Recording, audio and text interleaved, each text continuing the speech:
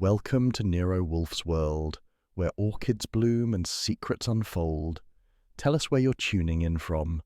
Archie will keep score, Wolfe won't admit he cares. Subscribe for more classic Nero Wolfe mysteries.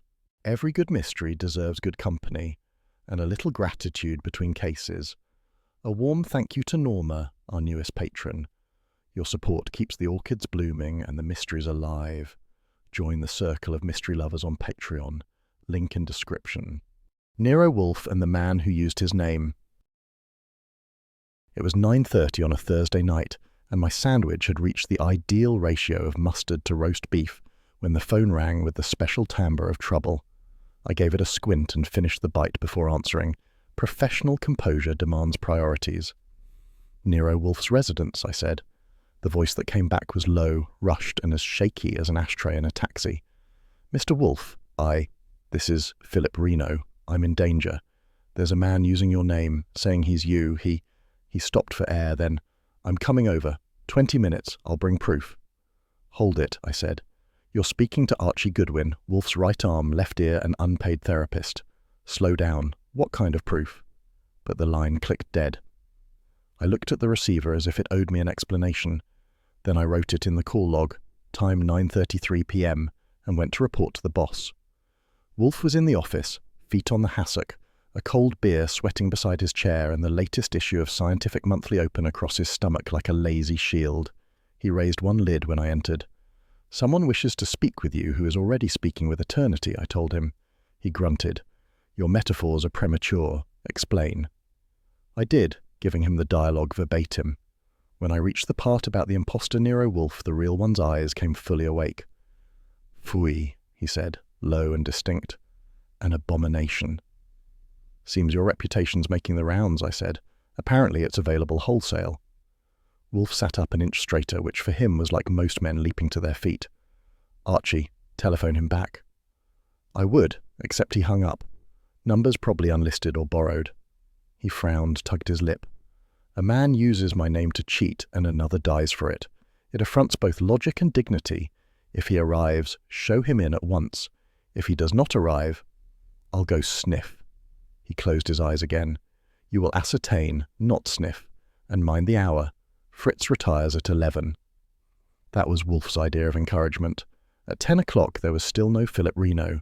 I gave him an extra 15 minutes of courtesy, then told Wolfe, who nodded once. Very well. Pursue. Which was his genteel way of saying, go see if he's lying in a gutter somewhere. The address on the phone trace, thanks to a favour from a friendly operator, was a booth outside a tailor's on Mulberry Street. I took the Heron Coupe, top down, and the city air smelled of steam, cigars, and faint garlic, Manhattan's night perfume. Mulberry after 10 looks like a film noir in rehearsal. A couple of drunks were auditioning for background atmosphere when I found the booth. It was dark, receiver dangling.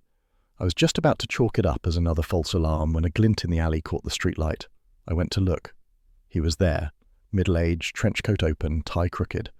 The bullet hole had put a neat period right where his vest met his heart. His wallet said Philip Reno. His right hand still clutched something, a business card. I pried it loose. Nero Wolfe, Confidential Investigations.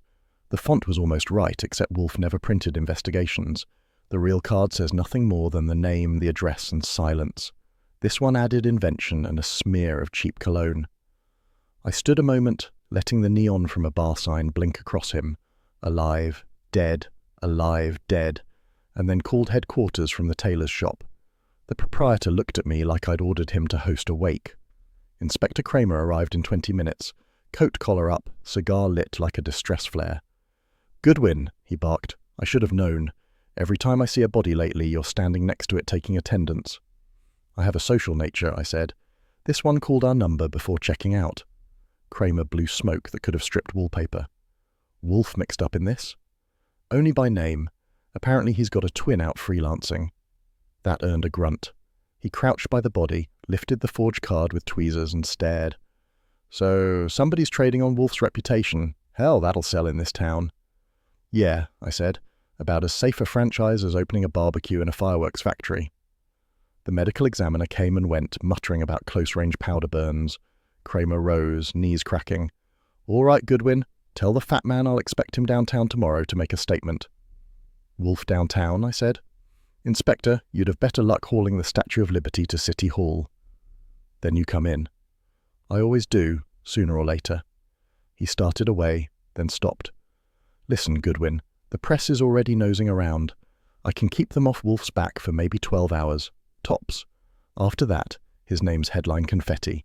Tell him to cooperate for once. I'll pass the bouquet.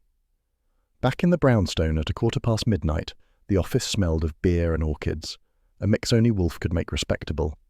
He was where I'd left him, eyes half closed, listening to the clock. Well? Dead, I said. 1 bullet, alleyway off Mulberry. Definitely Philip Reno. He was carrying your autograph, poorly forged.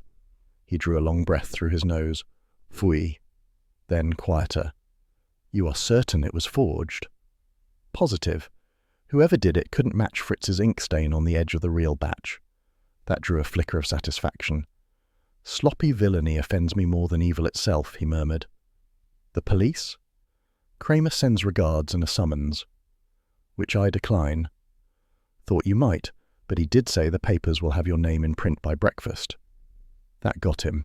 Wolfe detests publicity, the way other men detest leprosy. He pressed thumb and forefinger to his eyelids. Archie, someone has stolen my name. Worse, they have tarnished it. That is larceny of identity, an abomination. Look at it this way, I said. You're finally popular with a new crowd. Counterfeiters. He ignored that. Describe the scene, precisely. So I did. Lighting, distance, trajectory, every brick and garbage can.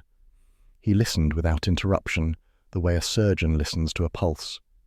When I finished, he nodded. An alley murder is seldom impulsive. Whoever killed Mr. Reno expected him to speak first. Meaning the killer knew Reno was on his way to see you. Precisely. And since Mr. Reno announced that intention over a public line, the killer either overheard or was the imposter. I said, or maybe Reno shot himself out of guilt and perfect aim. He opened one eye. Archie. Just maintaining the red herring quota. He let it pass. You will tomorrow ascertain the origin of that forged card. There must be a printer. Use discretion. That's me all over. Discretion in a fedora. His lips twitched, which was as close as he came to a smile. You may also apprise Mr. Kramer that I have no statement until I possess knowledge worth stating. That'll make his morning cheerful. Then he will have company in his misery. Now, I am retiring. You will secure the doors. I did, and when the latch clicked behind him, I sat at my desk, looking at the forged card under the lamp. The imitation signature crawled across the paper like a spider with palsy. Somebody out there had not only borrowed Wolfe's name, but believed it could be mass-produced. In Manhattan, that kind of optimism usually ends in an obituary. At 1:30 the phone rang again. I snatched it up before it could wake the orchids upstairs. A voice whispered, "Tell Wolfe he's next." Then the line went dead. I stared at it, counted to 5, and wrote anonymous threat in the log. The handwriting looked steadier than my pulse. By morning, the Gazette was on the doorstep with a headline big enough to bruise the ego. Detective's name in murder mix-up. I laid it on Wolfe's breakfast tray beside the eggs. He read it once, folded it carefully, and said, "So, our imposter is industrious." I poured coffee. "He's industrious, all right. He's got your name on a printing press somewhere. Want me to buy a subscription list?" He glanced up mildly. "Your levity is misplaced, Archie. A man's name is his most exact property. It is intolerable that mine be abused." "Then we'll repossess it." He eyed me, perhaps deciding whether to scold or applaud. "Do so without arrest. I dislike bail bonds on the accounts ledger." At 11 the bell rang. Kramer again. Not Fritz, I did. Kramer strode in, hat under his arm, cigar trailing a declaration of war. "Morning, Wolfe. Thought you'd like to read this before the reporters do." He slapped a folder on the desk. "Ballistics prelim, 38 slug, close range. No gun found. You know a Philip Reno." "I did not," Wolfe said, "and now cannot. Inspector, I regret your inconvenience." Kramer growled. "Save the regret. What I want is your cooperation." "You have it in proportion to your civility," I cut in. "He means he'll talk when he knows something, which, for the record, is more than most witnesses manage." Kramer shot me a look, but settled for grinding his cigar into the ashtray. Fine, I'll give you a day. After that, the DA starts issuing subpoenas for everybody named Wolfe. That would be futile, Wolfe said. There is only one. Yeah, Kramer said, and I wish to heaven there weren't. He turned for the door. One day, Goodwin. When he was gone, Wolfe tugged the bell cord. Fritz appeared with 2 chilled glasses and a bottle. Wolfe poured, raised his, to the reclamation of identity. I said, I'll drink to that, though I'd rather reclaim the sleep I lost on Mulberry Street. He gave me the ghost of a smile. Your sleep, Archie, like my name, is a commodity too often stolen. Guard it. Which, coming from him, was practically a father's blessing. I drank to that, and the case of the man who used his name was officially underway. Over coffee I replayed the 9:30 call. The brownstone had smelled like fresh coffee, orchid fertilizer, and newspaper ink, the usual breakfast bouquet. Wolfe had still been in his pajamas, balancing the times when the phone had rung. I answered, already hearing Kramer's voice before it had finished clearing its throat. Goodwin, he said, we've got your alley stiff-tagged. Name's Philip Reno, age 42, insurance investigator. And tell your boss to keep his phone open. The papers are already calling it the Wolfe murder. Then you'd better catch the Wolfe who did it, I said. The one who leaves his chair is your man. He snorted. Don't get cute. Reno worked for an outfit called Vigilant Mutual. Fired last week. Check it. The click that followed meant I'd been hung up on by authority. I gave Wolfe the report. He buttered a roll with surgical precision and muttered, An investigator dismissed for indiscretion. We shall see whose. Then to me, Go, discreetly, discover what he investigated and why he invoked me. On an empty stomach, I asked. Yours is always empty. That was true, so 20 minutes later I was on Fifth Avenue with a ham and egg sandwich inside me and the Heron Coupe outside the Vigilant Mutual building. The lobby had marble floors polished enough to reflect the sins of everyone who walked over them. Upstairs, the receptionist looked as if she'd been hired for her ability to say no in 6 dialects. Mr. Reno's office, please, I said, leaning on the counter just enough to prove I existed. She studied me through lashes long enough to require planning permission. Mr. Reno is no longer with the company. I heard a rumor, I said. I'm from the firm that occasionally employs him. That got her attention. Which firm? Nero Wolfe, West 35th Street. We're updating our files. She blinked, then frowned, the way you do when a joke doesn't scan. Mr. Reno said the same thing. He represented you. I kept my face as bland as mashed potatoes. He did? She nodded slowly, watching for reaction. Said he was handling overflow work for your office. We dismissed him after we learned he was using company time to moonlight. I let that sink in with a nod of sympathetic outrage. Terrible habit. Where might I find his records? Her red nails tapped the desk. His desk's been cleared, but you can look. Mr. Barclay authorized disposal this afternoon. She led me through a warren of desks smelling of carbon paper and nervous ambition. Reno's corner was a model of absence. No pencils, no calendar, nothing but a single manila folder in the center drawer. The label read, in blue pencil, Client, Nero Wolfe. Inside were carbon copies of letters on cheap bond, offering confidential investigations under Wolfe's signature. The typing was decent, but the tone wasn't Wolfe. It was salesman smooth. Our unique discretion assures results. Kindly remit retainer. There were 6 of them, addressed to assorted small-town attorneys and business owners. Somebody had turned Wolfe into a mail-order detective. I closed the folder carefully, returned it to the drawer, and said to the receptionist, Mind if I borrow this? Company property and all that. I'd rather you didn't, she said sweetly. But you already have, I grinned. Then let's call it evidence of good manners. On the street corner I found a soda counter, ordered coffee strong enough to file my teeth, and dialed home. Fritz answered, so I had him rouse Wolfe from post-breakfast digestion. When Wolfe came on, his tone suggested that my call was competing with a more interesting thought. Report concisely. I told him about Reno's firing, the fake correspondence, and the use of his name.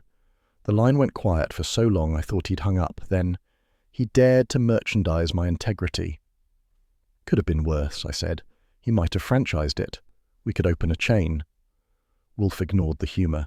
Return immediately. Bring the folder. You'll have to settle for memory. The lady receptionist still owns the drawer.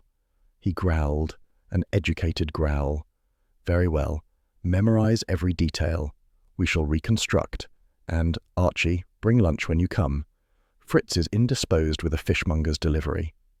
I said I'd grab sandwiches. He groaned.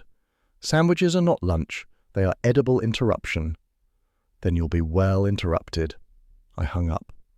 Outside, the street noise sounded suddenly personal. Horns, voices, the hiss of buses. Manhattan doesn't care whose name gets forged. It just keeps printing them. I drove home through mid-morning glare, wondering how many people were cashing in on Wolfe's vocabulary. When I opened the office door, Saul Panzer was already there, hat on the corner of the desk, face calm as a closed safe. Wolfe sat behind the globe, chewing ideas instead of food. Good, he said. You recall Saul? I recall he never drops by for the scenery, I said. What's the assignment? Saul answered. I've been tailing a man who calls himself Wolfe's assistant. He's been meeting clients at the Churchill Hotel, the Martinique, and one or two mid-range bars. He collects envelopes, promises miracles, and disappears. Tall? I asked. 6 feet, dark hair, moustache, immaculate suits. Not the dead man. Wolfe's eyes half closed. So Mr. Reno was a conduit, not the creator. The imposter required a legitimate investigator to veil his deceit. Translation, I said. Reno did the paperwork while Mr. Mustache did the handshakes. Saul nodded. Looks that way. I'll keep on him. Do so, Wolfe said, and avoid notoriety. We already possess an excess. Saul left as quietly as he'd come. Wolfe swiveled his chair toward me. Archie, a man who counterfeits my name counterfeits the essence of trust. It is no longer curiosity. It is war. I grinned. If it's war, I'll need hazard pay. You are adequately compensated. That's true, I said. I'd do this for free if you threw in an extra Sunday off. He gave me the basilisk eye that meant, don't press your luck. The bell rang just then, saving me. Fritz ushered in 2 trays, mine aromatic, his monumental. We ate in silence, broken only by Wolfe's sighs of digestion and my low whistle as I read the Gazette's latest headline, Detective's Name Still in Murder Mix-Up. Congratulations, I told him. You've reached the front page without leaving your chair. He grimaced. A vulgar triumph. At 2:30, just as he finished the last morsel, the phone rang again. Kramer's voice had the texture of ground pepper. Wolfe, I've had enough of this polite silence. You've been briefed. Reno worked for Vigilant Mutual. You've got contacts there. Use them, or I'll have you subpoenaed as material witness. Wolfe's hand floated to the receiver like a judge lifting a gavel. Inspector, he said, the law cannot compel my indignation to wait upon your schedule. I almost applauded. Kramer didn't. You think you're funny, huh? All right, sit tight. I'll come myself if I have to. I should deplore that, Wolfe said, and hung up with the finality of a verdict. I muttered, you could patent that line and retire. He gave me a glance that mixed tolerance and mild amusement. You enjoy provocation, Archie. I enjoy exercise, and provoking you's the only cardio I get in this house. He tugged the bell cord. Fritz appeared instantly. Beer, Fritz. Chilled. While Fritz went, Wolfe leaned back and closed his eyes. This imposture is deliberate, organized, and lucrative. The letters you saw. How many? 6 copies, all asking retainers between 500 and 1,000. He opened one eye. A comfortable theft. Multiply that by credulous fools and we approach solvency. Not ours, I said. You don't get royalties on crime. Not yet, he murmured. Fritz returned with the tray. Wolfe lifted the glass, the foam precise at one finger's height. To the reclamation of verity, he said. I raised my coffee. And to Saul may he find our moustache before it sheds. He almost smiled. Do not trivialize. This is grave. I never trivialize murder. Fraud, maybe. Murder's too permanent. He sipped, considered. Tomorrow you will accompany Saul. I want the impostor's methods observed, not interrupted. He must lead us to the source. Meaning I get to sit in hotel bars all day. I'll suffer heroically. Moderate your enthusiasm. You are bait, not audience. The phone rang again, short, sharp. Wolfe raised a brow. If it is the inspector, employ tact. Tact's extra, I said, but answered. Kramer's voice confirmed Wolfe's guess. Goodwin, where's your boss? Upright and articulate. Tell him Reno's company just coughed up a list of his clients. I'm sending a copy over. If I find his name on any checks, I'll have the DA crawl up his books. I relayed the message. Wolfe said evenly, inform the inspector that any intrusion into my accounts will yield only tedium. I did, word for word. Kramer grunted. Fine, then maybe tedium will sweat him into talking, and hung up. I replaced the receiver. Wolfe sighed. He is a man of admirable stamina and deplorable insight. True, I said, but he smokes better cigars than you. That got a glare, then a reluctant chuckle. Archie, were you not indispensable, I would strangle you with a necktie. I'll keep that in mind next time I shop. The afternoon light slanted through the Venetian blinds, striping the rug like piano keys. Wolfe's gaze followed it toward the orchid rooms upstairs. The impostor, he said softly, believes that names are currency. He forgets that counterfeits eventually circulate back to the mint. Then we'd better mint fast, I said. Kramer's printing subpoenas. He pressed the bell cord again. Fritz, when Mr. Pantzer returns, admit him directly. Mr. Goodwin and I will be occupied. At work. Work, I said, stretching. There's a word to chill the blood. Then warm it, he said. Take dictation. I sat at the typewriter as he dictated a letter to the Gazette denying any connection with Reno or the fraudulent enterprise, each phrase polished enough to shave with. When he finished, I read it back. He nodded once. Satisfactory. Deliver it yourself. I distrust messengers. Sure, I said. If I get mugged, I'll sell the exclusive to the Gazette. He looked up sharply. Concern flickered, quickly masked. Take care, Archie. Whoever organizes this imposture has already killed to protect it. That, coming from Wolfe, counted as affection. I pocketed the letter and grinned. Don't worry, my name's still worth only half yours. He closed his eyes. Let us hope it remained so. And that was how Beat 2 ended, with Wolfe defending his integrity, Kramer threatening his sanity, and me defending both. Outside, Manhattan kept selling names by the hour, and somewhere a man with a moustache was collecting the change. At 11:22, the doorbell sounded like a brass conscience, and since Wolfe was still upstairs honoring orchid hours, that left me to play usher to Manhattan distress. I opened the door on a woman who carried Park Avenue the way a major carries his ribbons, precise, polished, and practiced enough to forget she had them. Pearls, black hat with a modest veil, gloves the shade of respectability. She said, Mr. Goodwin, as if she had tested 3 other doormen before finding the right one. I let her into the office and offered the red chair that makes nervous people feel they're on stage. Nadine Morel, she said, I have an appointment with Mr. Wolfe. He doesn't keep appointments during orchid hours, I told her, but he makes exceptions for women who look like intermissions.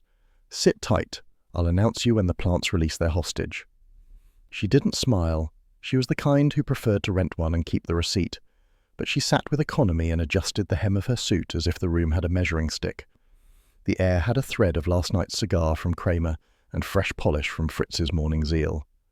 The orchids upstairs had the floor till 11. At 11:03 I heard the elevator, and at 11:07 Wolfe came in large and composed, smelling faintly of damp petals and duty.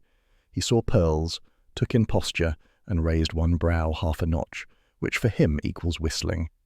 I introduced, and he inclined his head, then lowered himself to the yellow chair as if it had been waiting its whole life to be sat upon correctly. Madam, he said, our time is curtailed by lunch and the world's folly. Please proceed. She drew a long breath. 3 days ago I hired Mr. Wolfe to find my brother. Yesterday I learned that Mr. Wolfe is innocent of the honor.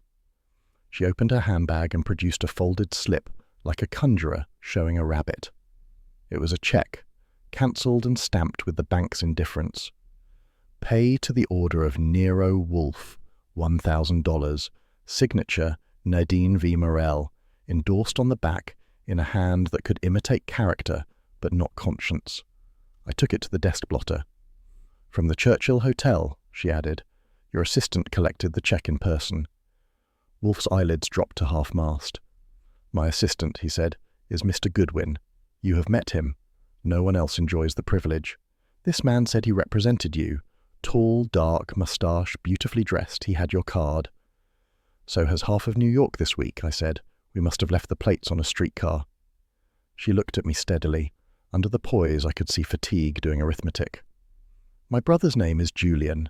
He served in Italy and France, and now he helps with the Armitage Relief Committee. Food, clothing, job placement for veterans. He left the office last Friday and hasn't been seen. When a man telephoned saying he was from Mr. Wolfe's office, She stopped, closed her eyes and found the sentence again. I went to the Churchill and paid the retainer. He promised immediate attention. He has not answered since. Wolfe's mouth tightened. Phooey, he said, as delicately as if tasting a sour berry. Madam, my name has been pawned. I shall redeem it. I handed him the cheque. He studied the endorsement with the care he reserves for sources and signatures. The bank stamps show prompt clearing, he said. Mr. Goodwin, a photostat of both sides and the deposit trail. We will require the bank's courtesy. They like me, I said. I always wipe my feet. Wolfe ignored me. Mrs. Morell, widow? Yes. Your means? Sufficient. Your candour? She lifted her chin a quarter inch. Adequate. He let the corner of his mouth curve. Fairly answered. You met this impostor at the Churchill, where specifically?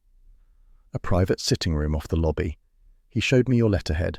He had a file with letters from other clients. Names? He did not allow me to read.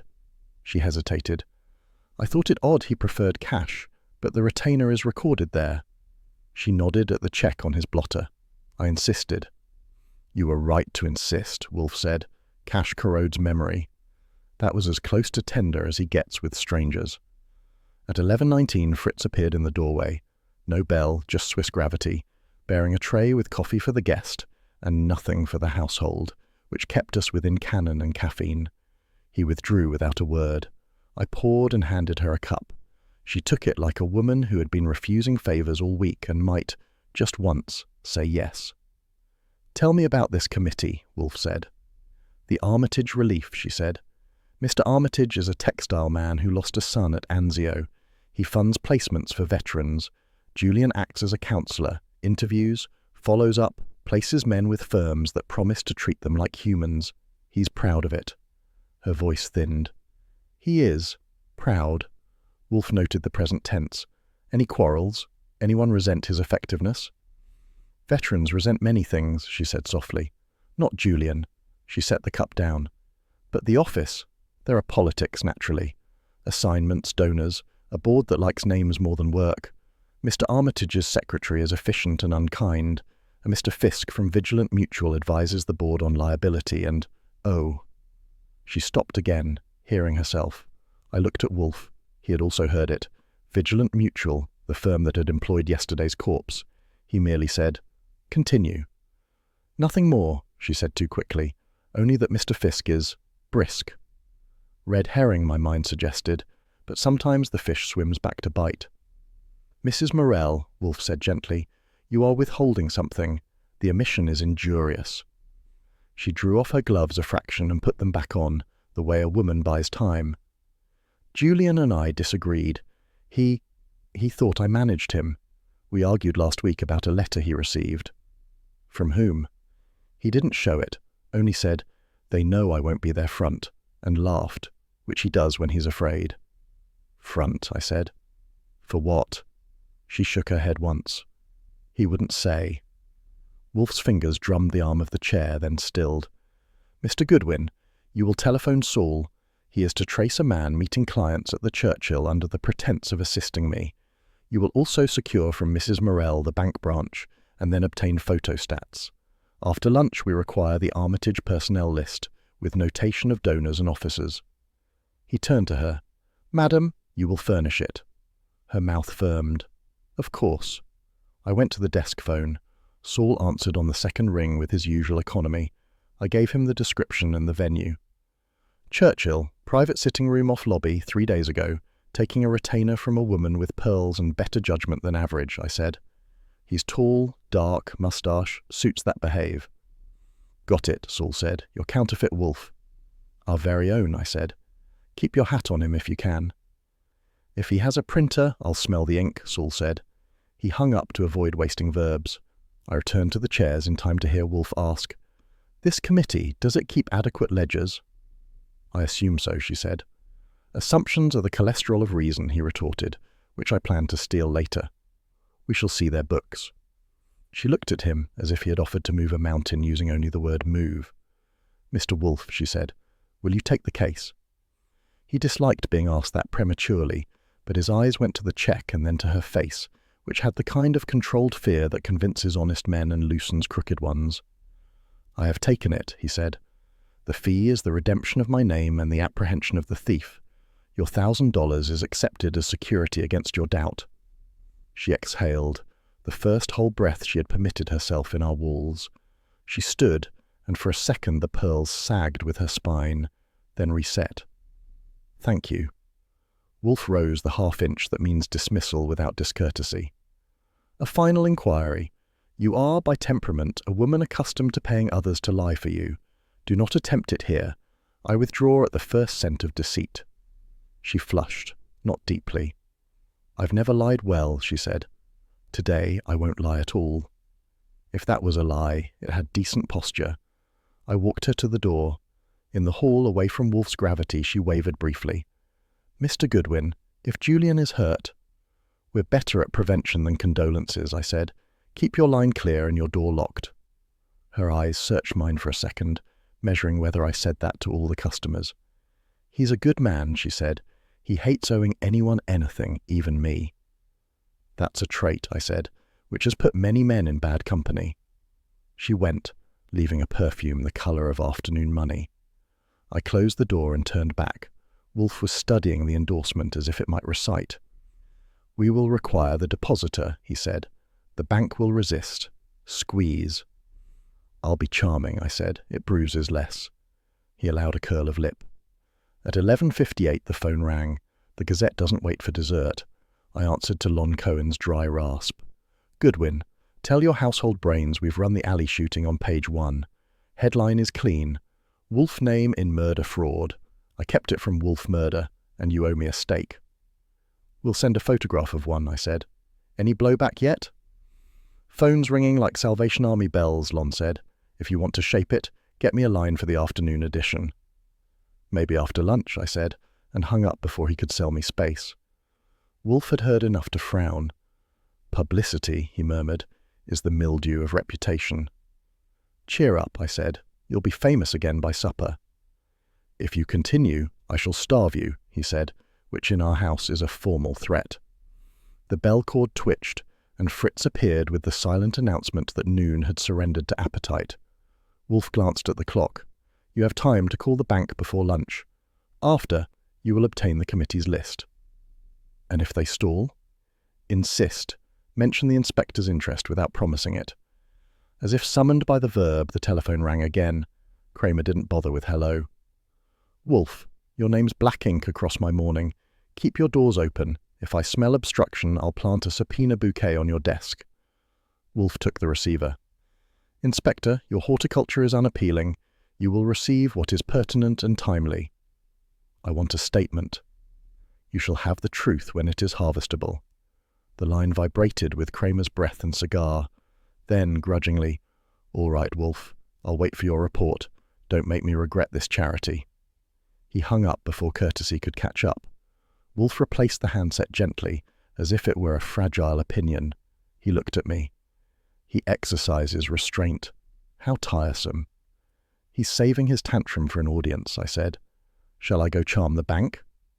Go, he said, and the word had 3 rungs of trust in it. On the way to the hall, I paused at the secretary to dial Saul again, because insurance and moustaches mix poorly. He answered at once. I've got something, he said. Your tall friend met a gentleman off Broome Street and took delivery of a package the size of 10 envelopes. They shook like brothers who file taxes. The gentleman walked into a printing shop that smells of cheap ink and good business. Soho. Sign says R. de Benedetto, stationers. Letterhead? I asked. If it isn't, I'll eat a quire, Saul said. I'll keep eyes on it. Don't eat stationery, I told him. It's roughage without charm. I hung up and grabbed my hat. From the dining room I could hear Fritz setting silver with Swiss punctuation. Wolfe's voice floated out, calm and proprietary. Archie. Yes? Do not get arrested before trout à la Meunière. I prefer warm plates. That was his way of fastening a life preserver around my neck and pretending it was napery. I saluted the doorway, pocketed the check, and stepped into a city where names are currency and forgers never run out of ink. Lunch was at 1. Between now and then, I planned to make a bank talk and a printer nervous. If the imposter was still selling Wolfe's legend, I intended to cut the ribbon myself. At 5:42 a.m. the next morning, the city still hadn't decided whether to wake up or give up, and neither had I. The Heron's engine muttered like a man regretting his night, and Saul Panzer sat beside me, quiet, neat, and wrapped in the kind of patience that could trap fog. We were parked across from a narrow printing shop on Broome Street, the kind that prints invoices by day and sins by night. Steam crawled from a nearby manhole, curling over the faded sign, R. Di Benedetto, Stationers and Press. It smelled of old ink, radiator sweat, and ambition. Saul sipped coffee from a paper cup and said, "The foreman's lights went on at 5:10. He's alone. 2 more usually come in at 6. "That's your cue for good timing," I said. "You like your witnesses fresh." He didn't answer. Saul never wastes words when silence fits better. At 6:03 we went in. The bell over the door gave a nervous jingle, and the heat hit us in the face, steam pipes wheezing like tired tenors. The foreman, a bald man in his 50s with an apron and a perpetual smudge on his jaw, blinked at us as if daylight were bad manners. "We're closed till 7, he said. "That's fine," I told him, showing a friendly grin and less friendly eyes. "We're not customers, we're collectors." He frowned. "Collectors?" "Information, the printed kind." Saul moved toward the back, casual as a man looking for a restroom, which meant he was already casing the machinery. I leaned on the counter. Yesterday, a man named Philip Reno took a bullet behind a Mulberry Street tailor shop. He was carrying a forged Nero Wolfe business card. "Same font you use, same stock. Curious coincidence." The foreman's eyes twitched toward the presses before settling on my face. "Never heard of him. Or Wolfe." I took a folded sheet from my pocket and spread it under the greasy lamp, a fake Wolfe letterhead I'd reconstructed from memory after seeing it in Reno's office file. "You sure? This look familiar?" He stared, swallowed, and shook his head. "Could be any shop." "Not quite," I said. "See that imperfection in the upper serif? That's your machine's signature, pal. Same one on your invoices." For a second he looked ready to argue, then his eyes darted past me toward the back. Saul had disappeared behind the presses. I followed his gaze and caught the faintest flicker of motion, someone ducking low between stacks of paper reams. Saul's voice came sharp. "Hold it!"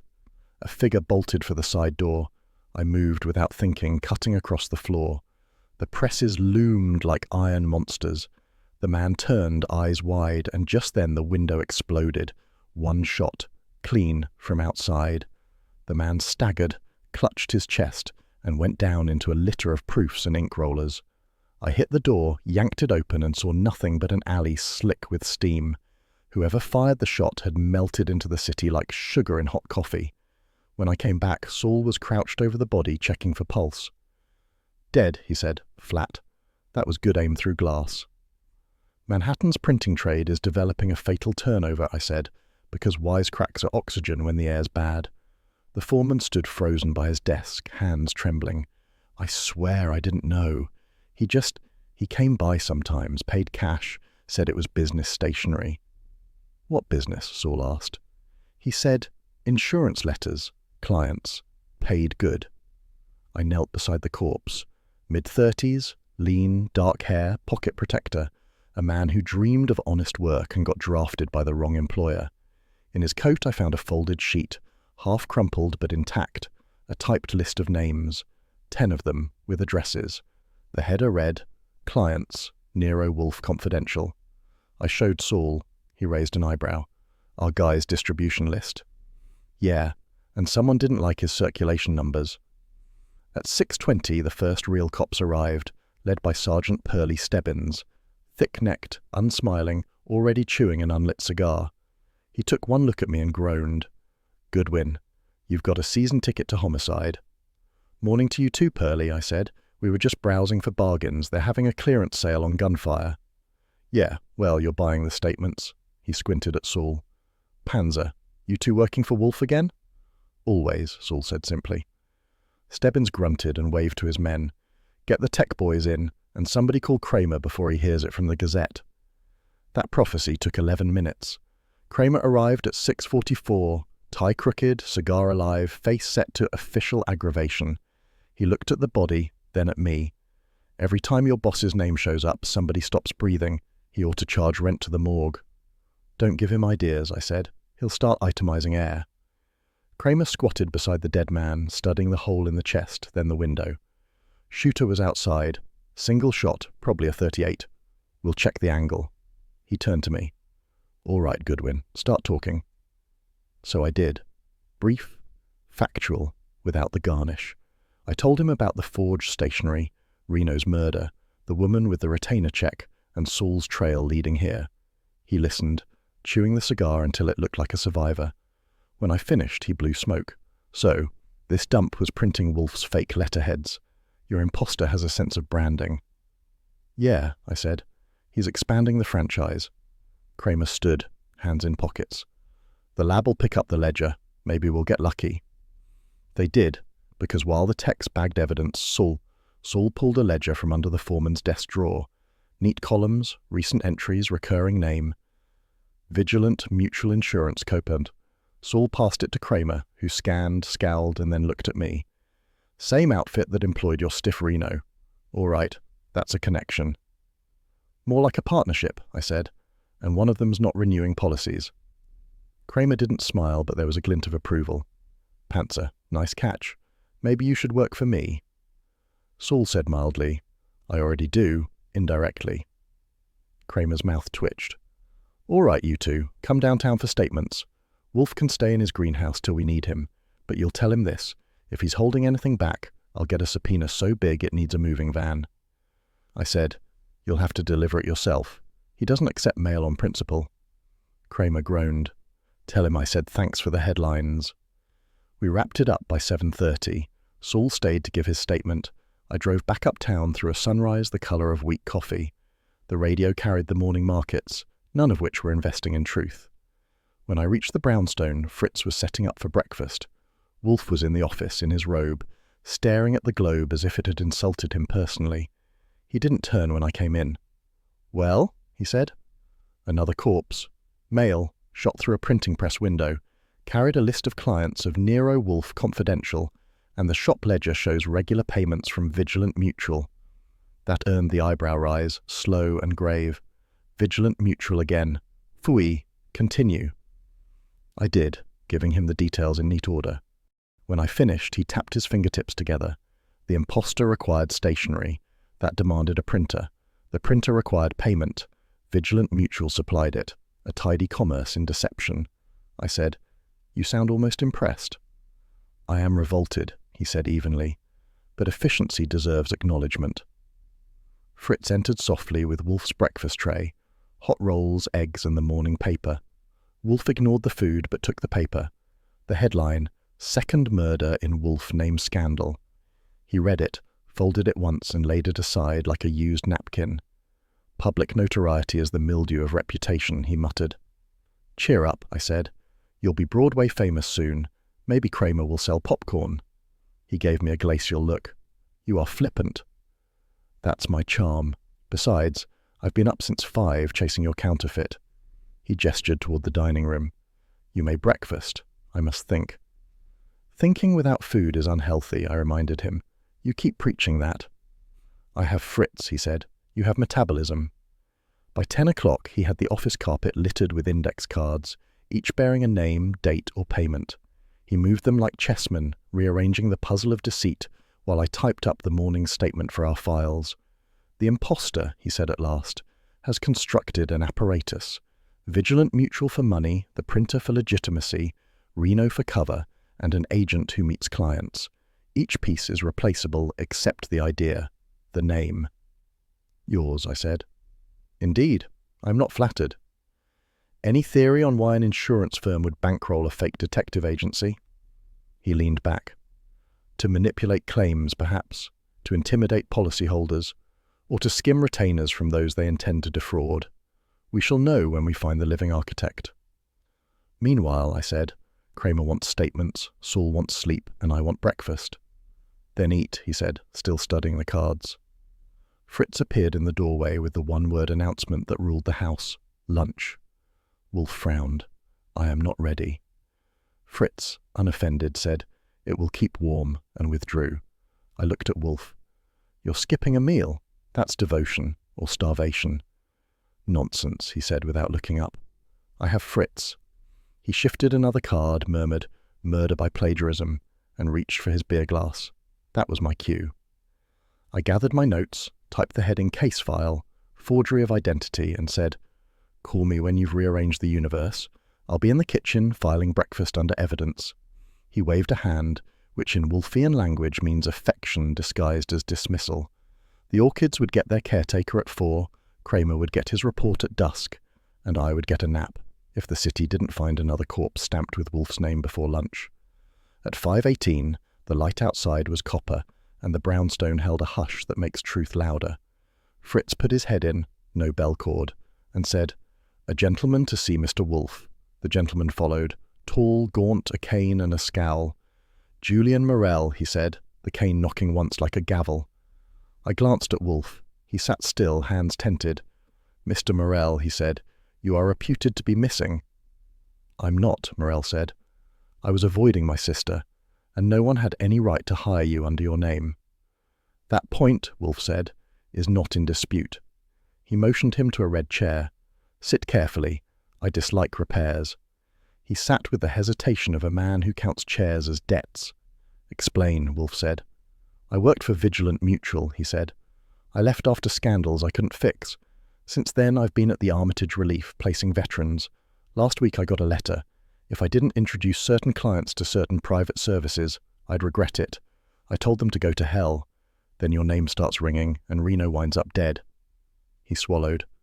Somebody means to hang it on me. Why avoid your sister? I asked. Because Nadine's money solves problems the wrong way. I needed quiet while I found whoever was using your name. Name, Wolfe corrected. My name is not a moniker. Morel's mouth twitched. Fine. Whoever is wearing it knows a lot about you. Schedules, your office sounds, the way Goodwin answers. That narrows it down, I said, to every man who's ever had a secretary. Wolfe's eyes flicked toward me, then back to Morel. Evidence. Morel produced a torn envelope, grimy from pocket duty. The address was ours, typed on an old Underwood. It came to me by mistake, he said, shoved under my door at the relief office. No letter when I found it. I didn't remove anything. I put it on Wolfe's blotter. Same machine as Reno's stationery boss. Same tired ribbon, same crooked R. Wolfe's temper doesn't shout, it tightens. Mr. Morel, your sister's $1,000 may have purchased catastrophe. Who at Vigilant Mutual would enjoy such a catastrophe? Gordon Fisk, Morel said, counsel to the board. He doesn't like me. I said he cooked claims to please donors and the press. Or a red herring, I suggested, with a law degree. I don't plant fish, Mr. Goodwin. Many men do without noticing, Wolfe murmured. Did you tell your sister any of this? No, she'd try to pay it away. The phone rang at 5:32. I grabbed it.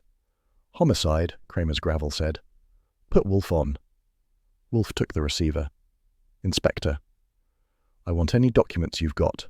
Letters, envelopes, magic beans. Reno's murder just bought a headline. I'm not letting your office write the second act. Your zeal is commendable, Wolfe said.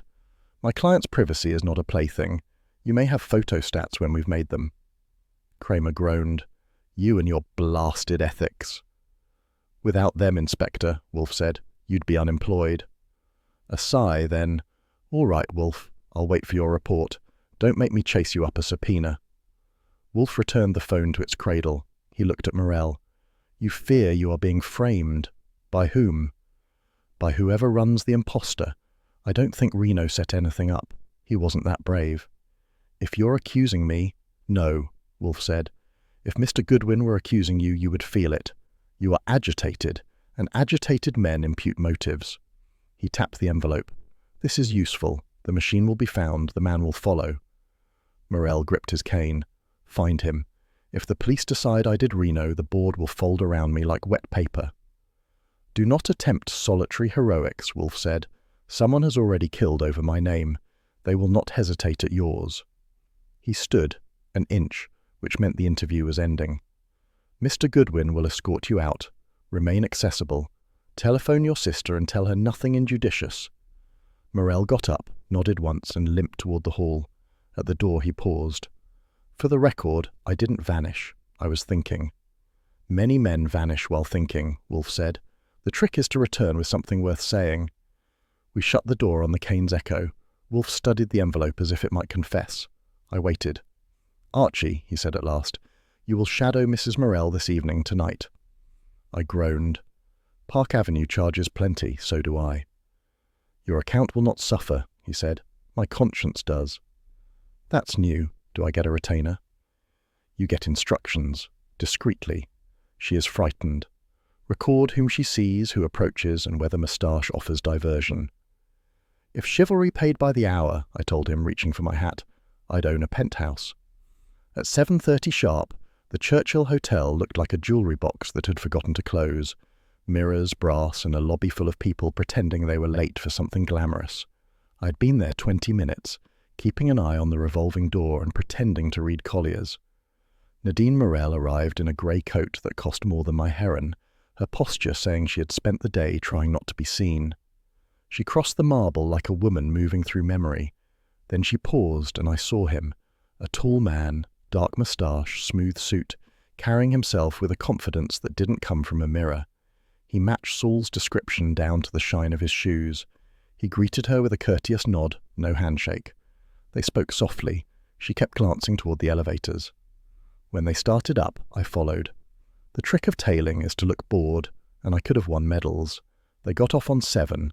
I waited till the doors closed, then went to 8 and came down by stairs. The suite was 716. The hall smelled of cologne and cheap secrecy. I heard a door close, one set of footsteps heading away. When the elevator chimed, I caught up just as it opened. The imposter stepped in. I followed and said lightly, "You left your conscience upstairs." He turned, smiling. The resemblance to charm was uncanny. "You're the other Archie," he said, eyes gleaming with private knowledge. "That depends," I said. "Who hired you to audition?" But the car stopped at 9, doors opened, and he slipped through a side corridor like smoke through keyholes. I lunged after him, but a bellboy and 2 dowagers provided human barricade. When I hit the corner, he was gone. No footsteps, no shadow, just air and aftershave.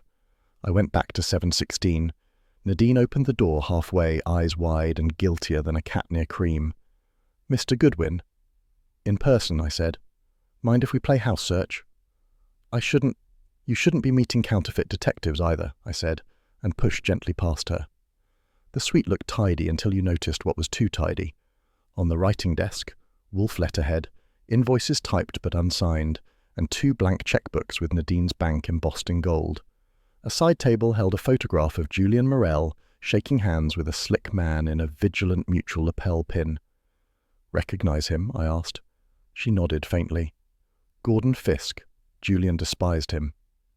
"Good taste," I said. "Who arranged this meeting?" Her voice wavered. "A call this morning, said he was bringing information.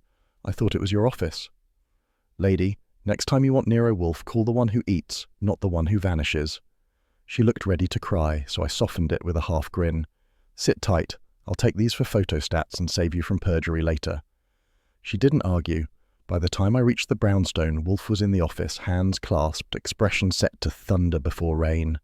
I dropped the evidence on his desk. He inspected the photograph, then the invoices. "An imposter with impudence," he said. "He mimics you, Archie, as well as me." "If he drinks milk," I said, "we'll sue." Wolfe's lips twitched, which in our line of work counts as a smile. "This counterfeit requires an intimate knowledge of our affairs. Someone is feeding him." "From Vigilant Mutual's cafeteria, maybe," I said. "The menu's full of fraud." Before he could reply, the phone rang. Kramer's growl came through the wire. "Wolfe, I've got a warrant for Julian Morell. Ballistics tie his army Colt to Reno's murder." Wolfe's brows lowered. "That is improbable." "Not according to the lab, but I'm not sure, Wolfe. The match is too neat." "Then it's artifice," Wolfe said calmly, "not accuracy." Kramer exhaled smoke loud enough to hear. "I'll hold 24 hours. After that, I move." When Wolfe hung up, the silence weighed 10 pounds. He said finally, "Our imposter anticipated Kramer's efficiency. He planted the weapon. Framed with military precision, I said. He ignored me, already reaching for the bell cord. Fritz appeared in the doorway, silent as a prayer. "Beer," Wolfe said, "and summon Mr. Panzer." When Fritz left, Wolfe leaned back. "Saul will go underground. Vigilant Mutual's ledgers, accounts, correspondences. We must find the channel of theft." "Meanwhile?" I asked. "Meanwhile, Mr. Goodwin," he said, "you will prepare a memorandum. Title it The Danger of Forged Realities." "Catchy," I said. "Maybe we'll sell it to the Gazette." "Pfui," Wolfe muttered. "The Gazette prints illusion. We are already its subject." Fritz returned with the beer. Wolfe took a sip, grim and deliberate. "Someone," he said, "is counterfeiting my existence. That, Archie, is intolerable." "Yeah," I said, "especially when he gets better hotel service." He gave me a look that would have frozen soup, then waved me off. I took the hint. As I headed upstairs to type, the bell rang again. Sharp, official, I knew that tone. "Kramer," I said over my shoulder. "He's punctual when he's angry." Wolfe closed his eyes briefly. "Then let us hope he is punctual for the truth." It wasn't Kramer, just a courier with a threat dressed as stationery. The inspector, I suspected, was saving his entrance for morning. At 9 the next morning, the orchids were breathing better than we were. The air upstairs was warm, damp, and civilized. 3 things Manhattan rarely is at once. Wolfe was bent over a tray of phalaenopsis like a priest hearing delicate confessions, tweezers in one hand, mist sprayer in the other. I leaned against the glass table, reading the Gazette and contributing nothing but cynicism. "Friar of Fakery strikes again," the headline said. Under it, "Second killing tied to Wolfe imposter." My picture wasn't there, which was a mercy, though Wolfe's name had been spelled correctly for once, a small compliment from public ignorance. I read aloud, "Police baffled as famous detective's name again linked to murder. Inspector Kramer declines comment, possibly because he's out of cigars." Wolfe straightened, grimacing. "Pfui. Declines comment means they have printed conjecture. That's worse than a lie, it's laziness." "Cheer up," I said. "At least they didn't call you portly. They went with formidable intellect. The typesetter must have been sober." He turned a blossom toward the light. "The world mistakes girth for gluttony and intellect for guilt. That's consistency, at least."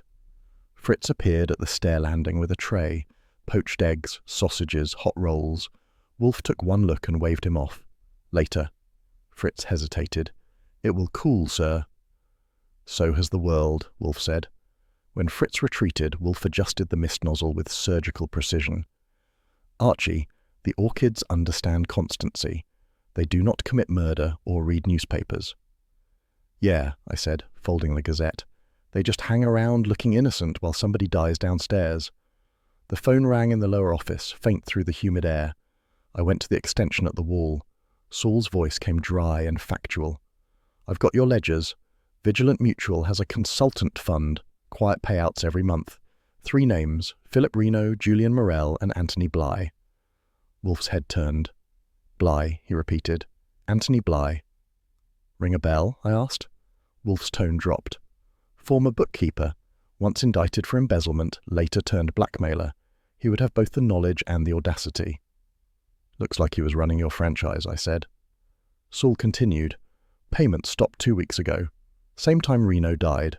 I'll get copies from the accountant before the firm smells a warrant." "Do so," Wolfe said. He hung up gently, as if handling an idea that might bruise. I stepped closer. "So Bly's our counterfeit Wolfe?" He inhaled, eyes on a pale blossom. "Bly orchestrated it. Reno as collector, Morel as unwitting intermediary. He appropriated my name to lend weight to extortion." "At least he didn't try to imitate your waistline," I said. He glared, but his mouth flickered at the corner. "You are insufferable, yet I persist." "That's devotion," I said, "or habit." He ignored me and turned back to the orchids. "Observe these, Archie. Each is cultivated to mimic perfection. The impostor cultivated me. He borrowed my legend to defraud, as I borrow nature's design to breed excellence. The difference is intent." "Yeah," I said, "and murder." He frowned at a wilted stem. "Murder is a weed. It thrives on negligence." I was about to answer when the telephone rang again. Sharper. Wolfe gestured. I went to it. Kramer's voice came through, lower than usual. "Wolfe," he said, "you sitting down?" "Habitually," Wolfe replied. "Bligh's body just came out of the East River." I saw Wolfe's face tighten, a faint wince that looked almost human. "How long?" "Likely 2 days. Waited. Wallet gone, pockets full of damp, nothing except a half-burned hotel key tag. Churchill Hotel." "The play continues," Wolfe murmured, "without its author." Kramer exhaled like a train. "I suppose you already knew Bligh was in it." "I surmised," Wolfe said, "but his death complicates my hypothesis." "Mine too. Whoever's writing this script knows your habits and my procedure. We'll both look like amateurs if it keeps up." "Then we must act in concert," Wolfe said. Kramer gave a dry laugh. "Try not to faint, but I agree. I'll hold my tongue with the press for 12 hours. After that, the DA starts breathing down my neck." "You have my gratitude," Wolfe said. "Keep it," Kramer said, and hung up. I replaced the receiver and looked at Wolfe. "Well, our imposter's dead. Case closed or case reopened?" He turned away from the orchids, slow and deliberate. "The latter. Bligh was an instrument, not the hand. The true manipulator remains unseen." "Who'd be high enough to order a man like Bligh around?" "Someone within Vigilant Mutual, or above it." "Fisk?" I asked. "Julian's old friend from the board?" "Possibly," Wolfe said. "But Fisk lacks subtlety. Whoever arranged Bligh's demise understands both finance and theatre." I gave a short laugh. "That narrows it down to half of Manhattan." "Half would suffice," he said. The orchids steamed softly in the sunlight. He regarded them, eyes distant. "Identity, Archie, a dangerous luxury. One cultivates it too well, and another will steal it." "Some people just borrow it to pay bills," I said. "Others," he murmured, "kill to maintain the illusion." Fritz reappeared, holding the untouched tray. "If you will not eat, sir, I must remove it." "Leave it," Wolfe said. "Later." Fritz sighed, the quiet martyrdom of a Swiss chef whose art goes unappreciated, and vanished again. I leaned against the frame. "So, where do we start? Bligh's ledger, the hotel key?" "Both," Wolfe said. "Saul will trace the ledgers. You will retrieve whatever remains of that key tag. And Archie, be cautious. Someone is pruning this affair with professional care." "I'm always cautious," I said. He eyed me. "You are always lucky. Do not mistake one for the other." He lifted a misting bottle and turned it on a single blossom. Droplets clung to the petals like small, perfect lies. When I left the orchid rooms, Wolfe's voice followed me softly through the humid air. "Archie, see that the truth doesn't drown before we find it."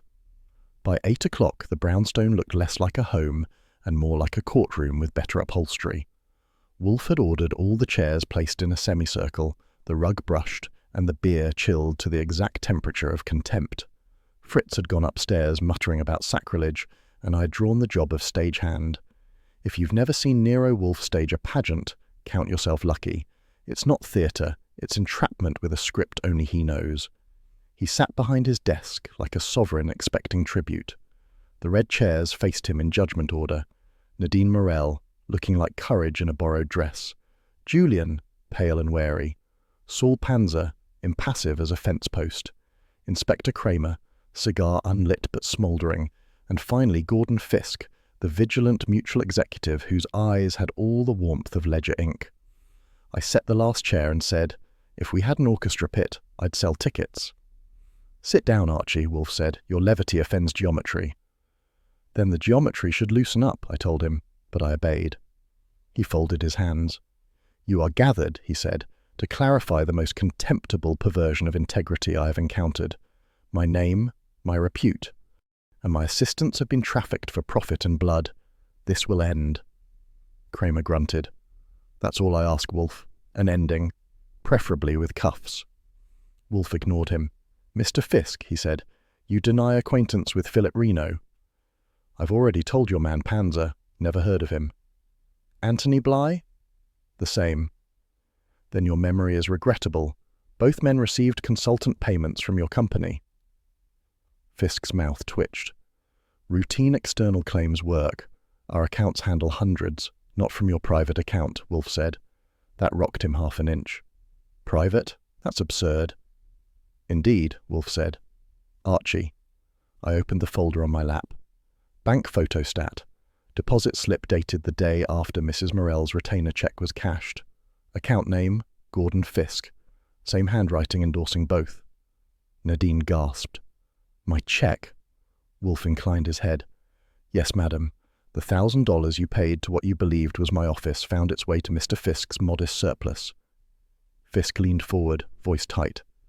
You have no authority to possess those records. On the contrary, Wolfe said, Mr. Panzer acquired them under pretext of insurance audit. The law will sanction them presently. Julian spoke for the first time, rough and tired. So it was you. You used my name, Wolfe's, Reno's, you set the whole thing up. Fisk turned on him. Don't play innocent, Morell. You were in on the veterans' racket. You signed off on placement claims that never existed. Julian's face flushed. Because you told me to. Gentlemen, Wolfe said sharply, you mistake this room for the street. Mr. Goodwin, if anyone rises without my leave, you may employ physical discourtesy. I gave them my best grin. You heard the man. Don't tempt my inner gorilla. Silence returned, thick as cream sauce. Wolfe reached for his glass and poured beer with the kind of slow precision that made everyone watch.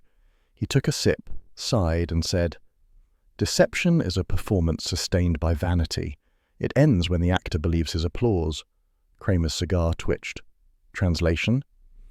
Mr. Fisk, Wolfe said, you applauded yourself too soon. You referred just now to Reno's death. No one in this room had yet named him deceased. Fisk blinked. It was in the papers. This afternoon, Wolfe interrupted. You said it before that publication, which means knowledge unfit for innocence. Nadine rose half an inch. Then he killed Reno. Sit, madam, Wolfe said gently. He arranged Reno's death. Anthony Bligh performed it. And when Bligh's usefulness waned, he too was removed. Neatly weighted, theatrically timed. Fisk sneered. You can't prove that. Not yet, Wolfe said. But the structure suffices. Vigilant Mutual's fraud fund required secrecy. Bligh conceived the imposture. You financed it. Reno collected. Julian unwittingly lent respectability. When Reno realized his employer was falsifying claims, you ordered Bligh to silence him. Fisk's eyes narrowed to fine print. That's fantasy. Fantasy? Wolfe gestured towards Saul. Mr. Panzer. Saul took out a small envelope and laid it on the desk. Ledger copy from Bligh's apartment. 3 pages of transactions. Last entry.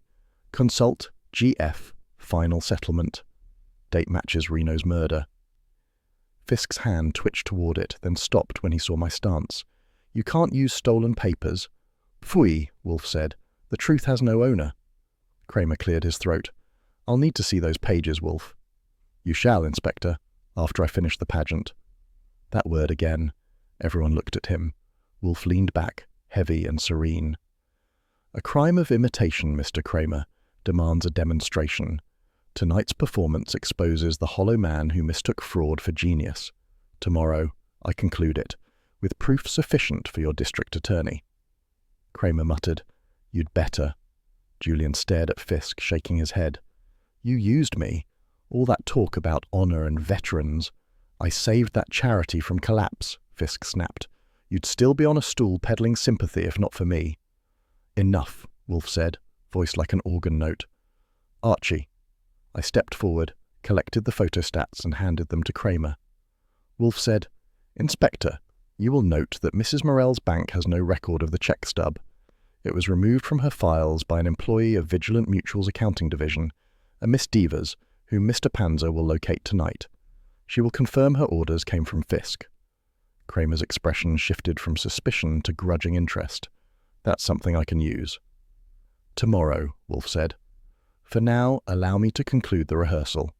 He turned to Fisk. You may leave, but you will not depart the city. Inspector Kramer will see to that. Kramer growled. Count on it. Fisk stood, jaw locked. You'll regret this, Wolfe. Regret, Wolfe said, is for error. I have not erred. Fisk stalked to the door. Julian half rose, wanting to follow, but Wolfe's lifted finger froze him. Nadine looked from one to the other, lost between relief and fear. Wolfe exhaled, slow and deep. That will suffice for tonight. The final demonstration requires preparation, and Fritz's patience. Tomorrow, I shall present the unassailable sequence. We adjourn. Kramer pocketed the papers. Fine, but if this goes wrong, Wolfe, you'll be headline toast. Wolfe's eyes closed briefly. A fate preferable to indigestion, Inspector. Good evening. When they had gone, Kramer, Saul, Julian, Nadine, all trailing uncertainty, I started stacking chairs. You know, we really should sell tickets, maybe run matinees. Wolfe reached for his beer. Archie. Yes, sir. If you ever charge admission to my indignation, I shall deduct it from your salary. That's fair, I said, but the audience would have paid double to see you out-argue a murderer between sips. He drank, solemn and victorious, and the office felt smaller, stage emptied, curtain waiting for morning. The next day, if the judge had an orchid for a gavel, we had it. The brownstone office looked like something between a courtroom and a cathedral, sunlight sliding through the Venetian blinds, catching dust motes that rose like lazy spectators. Wolfe sat in the yellow chair, immense and immovable, his bulk arranged with judicial precision. The red client chairs were lined up again, but this time they faced him like penitents before a confessor. Fritz had swept the rug, dusted the mahogany, and vanished to the kitchen, probably praying we'd finish before lunch turned to legend.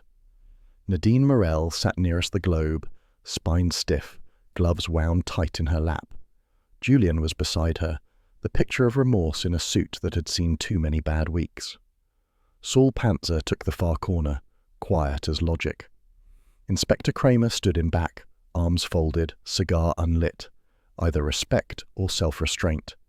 And in the last chair sat Gordon Fisk, all silk confidence and banker's chill. His smile had been ironed on that morning, but it was starting to wilt. I was at my usual spot behind Wolfe's desk, notebook open, pen ready, pretending I was clerk of the court instead of witness to a hanging. Wolfe's forefinger rested against his temple, eyes half closed. When he finally spoke, it was in the tone of a man reciting a verdict he'd known since breakfast.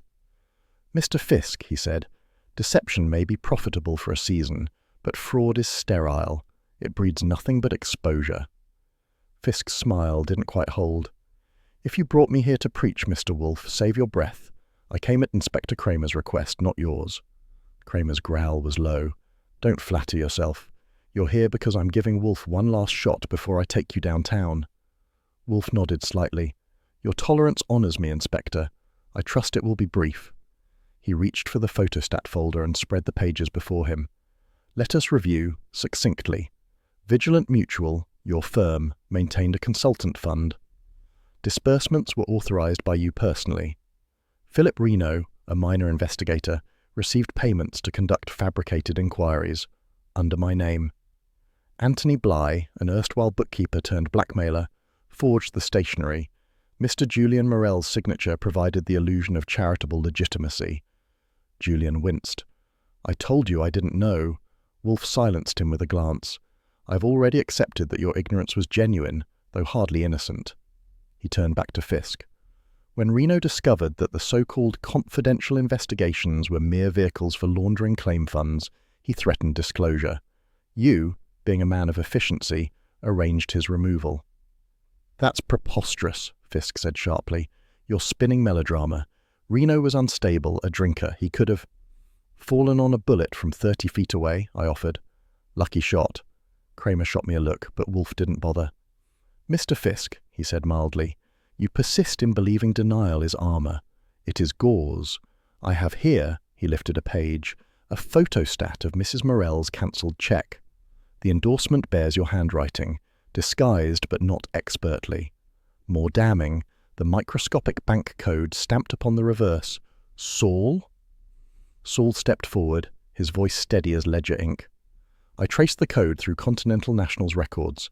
It identifies the internal transfer series for private accounts beginning with 17G. That's the same prefix as Mr. Fisk's personal account." Fisk's complexion thinned a shade. "Coincidence." "Coincidence," Wolfe repeated, "is the refuge of fools. You deposited the check the day after it was drawn, an interval too short for inter-office processing and too precise for ignorance." Nadine's voice was soft but cutting. "You used me." He turned on her. You were a convenience, madam, nothing more. Your brother's naivete provided the stage. Julian lunged half out of his chair. You blackmailed me. Said you'd ruin the charity if I didn't sign the reports. Kramer's voice snapped like a whip. Sit down, Morell. You'll get your turn downtown. Wolfe lifted a hand. Enough. The script is complete. Mr. Fisk, your imposter, Bly, used my name as theatre. You financed the production. When your players became liabilities, you cancelled their engagements permanently. Bly's corpse in the East River was your closing curtain. Fisk's laugh came brittle. You've built a fine story, Wolfe. Pity you have no evidence fit for court. Kramer moved forward a step, cigar clenched between his teeth. Try me. Wolfe inclined his head toward Saul. Mr. Panzer, the supplementary confirmation. Saul produced a thin card, holding it delicately. Bank statement from the accountant who handled Vigilant Mutual's consultant ledger. He recognized the cross-reference coding, Bly's payments routed through Fisk's private column. He'll testify. Kramer took the card, eyes flicking across it. He gave a short nod. That's enough for me. Fisk rose abruptly, but I was quicker, planting a hand on his shoulder. Sit tight, Mr. Fisk. The orchestra hasn't played your exit yet. Kramer reached into his coat, snapping open the cuffs with professional economy. Gordon Fisk, you're under arrest for the murder of Philip Reno and conspiracy to defraud. Fisk's jaw locked. You'll regret this, Kramer. I have friends. So did Bly, Kramer said, and the steel clicked around Fisk's wrists. The sound settled in the room like punctuation. Nadine stared at her lap. Julian exhaled a slow, guilty breath. Wolfe remained motionless, eyes half closed as though listening to something only he could hear. The sound maybe of balance restored. Kramer turned toward him. Nice work, Wolfe. Try not to make a habit of it. My office can't keep up with your conscience. Wolfe's lids lifted. Inspector, if I practiced habitually, your department would be redundant. Kramer grunted something halfway between disgust and respect, then guided Fisk toward the door. Saul followed to see them clear. The silence that followed was long enough to grow roots. Wolfe finally leaned back and reached for his glass of beer, poured to the inch as always. He raised it slightly toward me. Archie. Sir? A name, Mr. Fisk. He was addressing the empty air now, more lecture than lament, is a living thing. It is born of conduct, it breathes through honour, and it may die through misuse. You stole mine to buy deceit. It now repays you with justice. I said, I'd frame that, but you'd charge me for quotation rights. He gave a sound halfway between a grunt and a sigh. Your levity is incorrigible, yet I concede it relieves the air. Nadine stood, clutching her purse. Mr. Wolfe, I can never— Madam, he interrupted, your thanks are neither owed nor desired. I am content to have my identity restored. See that you employ your own with greater discretion. She nodded faintly, eyes glistening, and took Julian's arm. The pair of them moved toward the hall like survivors leaving a storm shelter. When the front door closed, Wolfe inhaled deeply, then pressed the bell cord. Fritz appeared almost instantly, expectant. Lunch, Wolfe said. Cold pheasant, salad and beer. Enough for two. Yes, sir, Fritz said, vanishing like a stage cue. I watched Wolfe fold the photostats into a neat pile, his fingers steady. The office had its equilibrium back, the rug straight, the air heavy with peace and something like fatigue. You know, I said, you look satisfied back there, like a man who'd just weeded his conscience. He gave me a sidelong glance. My conscience, Archie, requires no horticulture. It blooms or withers according to reason. Still, I said, it's nice to see it flowering again. Phooey, he said softly, though there wasn't much sting in it. The clock on the wall ticked toward 1. Outside, a taxi honked, Manhattan reminding us it didn't care. Wolfe lifted his beer in silent salute to order regained. I leaned back in my chair, feeling the tension uncoil like a watch spring after winding. When Fritz returned with the tray, Wolfe regarded the meal with measured approval. You will join me, Archie, he said. The day's work justifies nourishment. Glad to hear it, I said. I was starting to think you'd trade lunch for another moral victory. He poured me a glass of beer, handing it across like a benediction. Archie, morality is sustenance, but beer is indispensable. Cheers, I said. We drank. The last traces of drama faded into the woodwork. On the desk lay the faint carbon of the cheque that had started it all, paper proof that even a name could be counterfeited. Wolfe stared at it for a long moment before folding it away. "I trust," he said. "We are finished with impostors." "I don't know," I said. "The world's full of them. Half the guys in this town pretend to be what they ain't. Detectives, saints, husbands, take your pick." He eyed me with reluctant amusement. "You, at least, are incorrigibly authentic, an exasperating virtue." "That's me," I said. "Genuine article. No copies made." He reached for another roll. "Then eat, Archie. I require you functional. There will be correspondence to dictate before the Gazette distorts this triumph." "Sure," I said. "Cohen'll print that you and Kramer solved it over a poker game." "Let him," Wolfe said. "The truth will endure without advertisement." I grinned. "Yeah, but it won't sell papers." He lifted an eyebrow. "Then let the truth remain exclusive. I prefer quality to circulation." When the plates were cleared and the last glass drained, Wolfe closed his eyes, fingers steepled. The day's heat pressed gently through the blinds, gilding the desk and the curve of his chair. The great detective, restored and replete, looked almost serene. I typed my notes later that afternoon, adding one last line before filing the folder. Case closed. The name that sold itself bought its own destruction. When I handed it over, Wolfe barely glanced up. "Concise," he murmured. "Learned it from you," I said. He gave a low rumble that might have been approval. Outside, the city kept churning its racket. Inside, the brownstone was still, order restored, lunch finished, reputation reclaimed. And for once, Wolfe didn't mind the quiet. The brownstone at 9 in the evening is a world that minds its manners. The city outside hisses and mutters like a tired drunk, but inside, order hums, quiet, deliberate, and smug about it. The orchids above, safely sealed behind their glass sanctum, were asleep, or whatever passes for sleep among the pampered. Downstairs, the air carried the faint perfume of them, sweet, humid, and utterly incompatible with murder. Wolfe sat where nature intended him to sit, behind his desk, the yellow chair moulded around him like a throne. His eyes were half closed, his fingers tented, his bulk expressing the contentment of a python after dinner. My typewriter clacked in the background, providing what he once called industrial percussion. I was finishing the last page of the report, the case of the man who used his name. The title had been Wolfe's, of course. He liked things both accurate and grandiose, in that order. "Archie," he said without opening his eyes, "you're striking those keys as if punishing them." "That's the idea," I said. "They enjoy it. It builds character." He sighed. "It builds noise. I can't help it if truth makes racket on paper." He grunted, which could have meant anything from agreement to mild despair. I finished the last line, yanked the sheet out and blew on it. The page read clean, the facts neat, the conclusions tighter than Fritz's accounting. Fritz himself appeared just then, balancing a tray with 2 glasses and a brown bottle that could have been mistaken for sacrament wine by anyone unacquainted with Wolfe's theology. "Beer, sir," he said softly, as though delivering communion.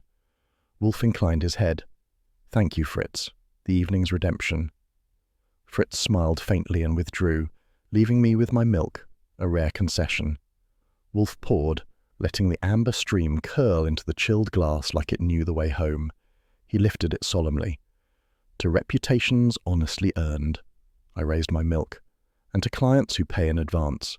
He almost smiled. "You are incorrigible." "Sure," I said, "but solvent." We drank. His satisfaction was visible in the slow exhale through his nose. For Wolfe, that was the equivalent of singing Hallelujah. The office was quiet except for the clink of glass and the rustle of the Gazette on my desk. An advance copy of tomorrow's edition had arrived by messenger, Lon Cohen's idea of courtesy. The headline stretched across the top in respectable black type: "Wolfe cleared in insurance murder fraud, executive indicted." Below it, a smaller subheading: "Private detective's name misused in elaborate scheme, police credit cooperation." I read it aloud. "You're in print again, boss. Hero this time. Kramer even looks like he meant it." Wolfe reached for the paper with fingertips as careful as though he were handling a rare folio. He scanned it, expression unreadable.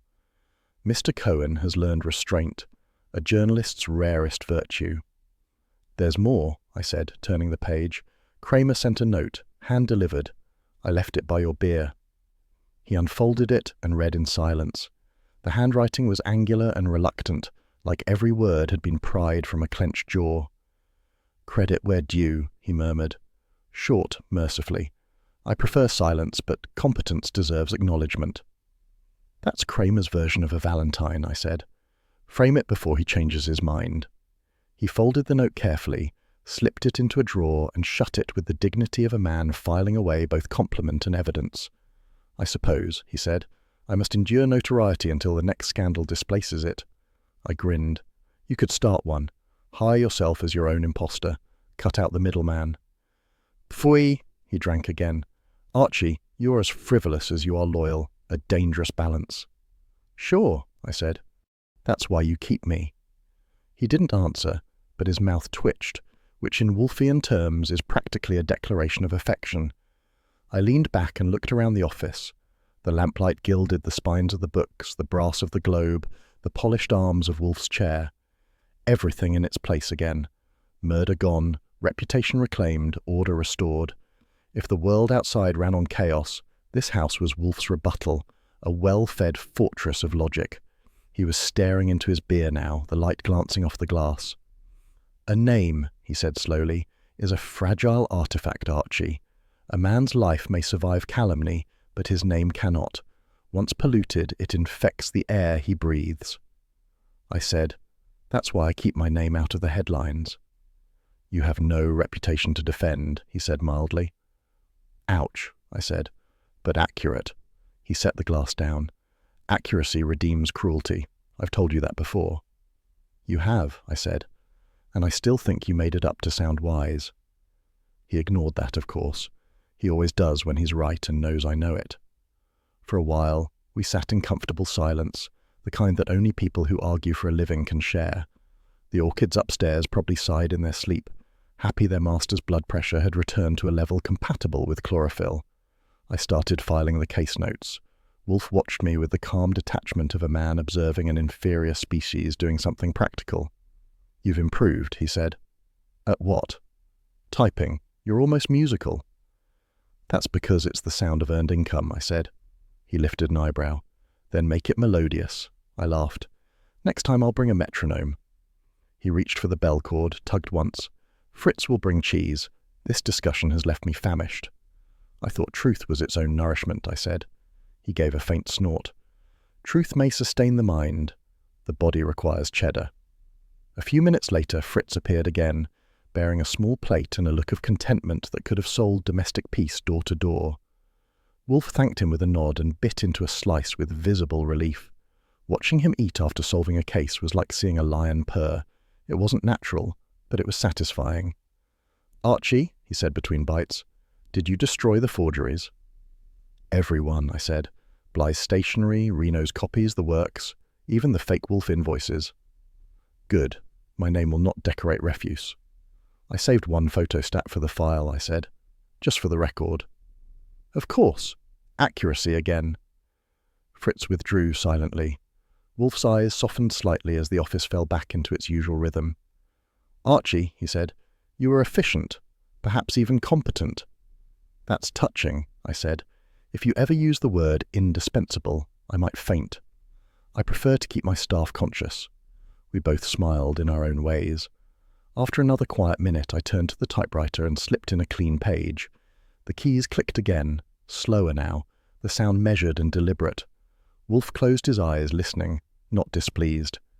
Outside, a siren wailed somewhere uptown. Inside, the rhythm of typing and beer made its own kind of peace. I finished the postscript and read it aloud before sealing it into the file. In this city, a name can open doors or close them forever. Wolfe's opens one at a time, and heaven help the fool who tries to borrow the key. Wolfe grunted approval, a rare instance where your melodrama serves the truth. Coming from you, I said, that's an encore. He drained the last of his beer, set the glass down precisely and leaned back. You may send the report to the district attorney in the morning and tell Mr. Cohen that I decline interviews. I already did. He said if you ever change your mind, he'll print your picture smiling. Then I shall not change my mind. I stood, stretching. Well, boss, Looks like the curtain's down. You've cleared your name, fed your stomach, and humiliated the insurance industry. Not a bad night's work." He gave a soft harumph. "My satisfaction is cerebral, not vindictive." "Sure," I said, "and I drink milk for the calcium." He opened one eye. "You drink milk because you're perverse." "Touché." I raised my empty glass. "To perversion and paychecks." He shook his head, but let the corner of his mouth rise a fraction. "Archie, you are impossible." "Yeah," I said, "but not replaceable." He didn't deny it, which was as good as a medal. The clock ticked softly. Fritz's kitchen clattered in the distance, an overture to tomorrow's order. Wolfe leaned back, content, and the brownstone settled into the kind of silence that money and justice occasionally buy. I slid the finished file into the cabinet, locked it, and turned out the desk lamp. The glow from Wolfe's reading lamp painted the room gold, his face half-shadowed, half-satisfied. Somewhere upstairs the orchids breathed their slow, humid rhythm. Down here, the two of us breathed easier too. "Good night, boss," I said. "Good night, Archie. Do not dream of imposters." "Not unless they're paying clients." He made a noise somewhere between a growl and a chuckle. I went up to bed thinking how a wrong number had turned into a brawl for a man's name, and how, in this city, that counted as a happy ending.